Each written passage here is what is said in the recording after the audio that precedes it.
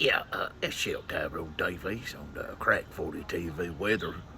And have breaking news. I got breaking news. Well, go get your bread and go get your milk. Go to pharmacy, get your medication.